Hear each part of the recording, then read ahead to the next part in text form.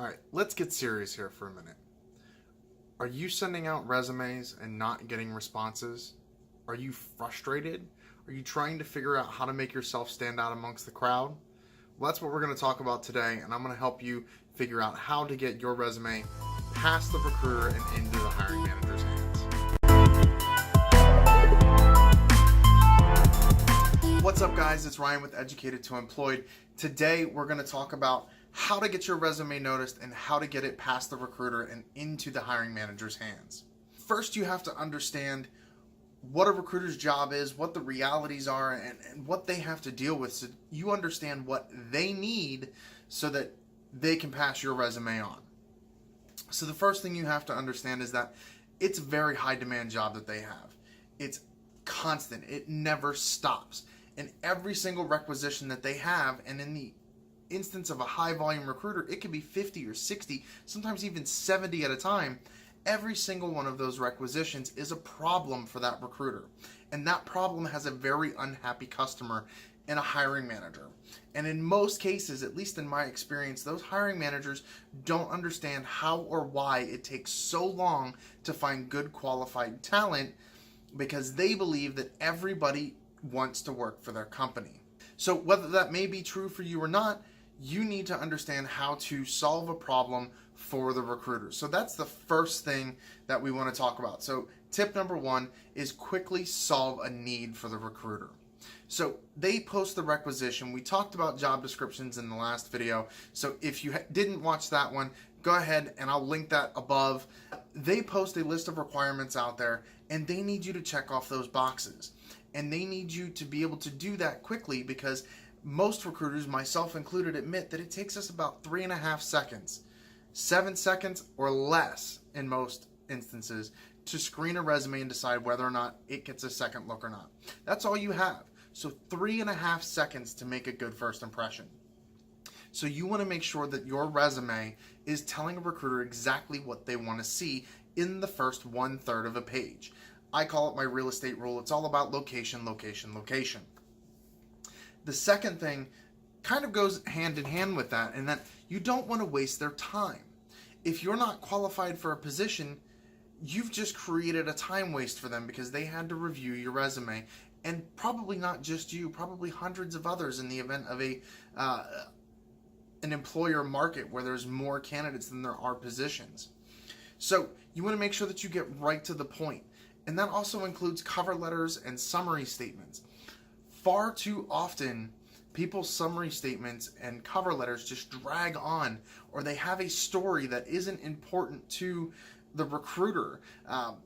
Unfortunately, as much as we care about every single person that we hire and we want to know more about you, we don't have time to read through a life story. We don't have the ability to take those kinds of things into consideration.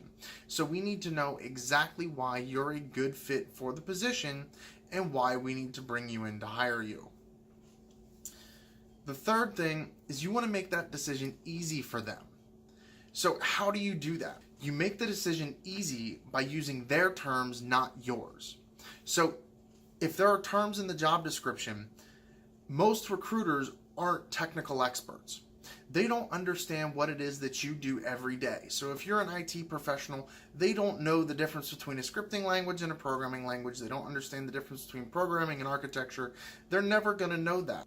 If the job description says one thing, then you want to make sure that you're matching those words in your resume so that the recruiter can match you to the job description and make their job easier so that they can move on to the next project.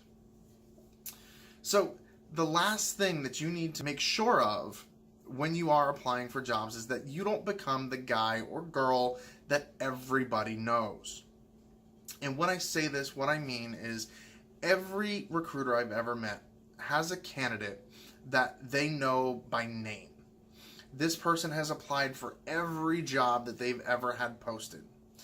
Regardless of their qualifications, regardless of their years of experience, they've applied for every single position on the website because they want a job so desperately. 9 times out of 10, this person will continue to get ignored regardless of how well they're qualified for any particular role. You don't want to become this person.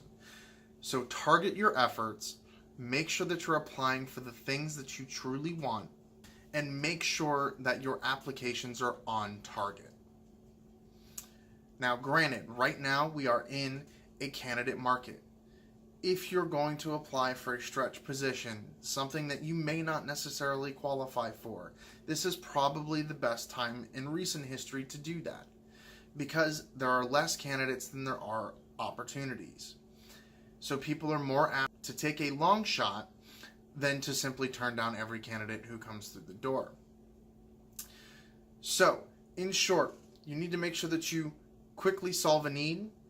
You want to make sure that you're not wasting people's time, that you're making the decision easy for them, and that you don't become the name that everybody knows. 4 quick tips to help get your resume noticed and to get you through to the hiring manager. I hope you enjoyed this content. If you did, please like, subscribe, ring the bell so you get updates on new content as it goes up. Please leave comments down below. If you are currently applying for jobs and have questions, please let me know them so I can reach out to you and try and answer those for you. And also let me know what's going on in the market right now. Are you applying? Are you getting feedback? Are you quickly finding the jobs that you're looking for? I want to hear what you're experiencing. So again, thank you so much for tuning in, and I'll see you next time.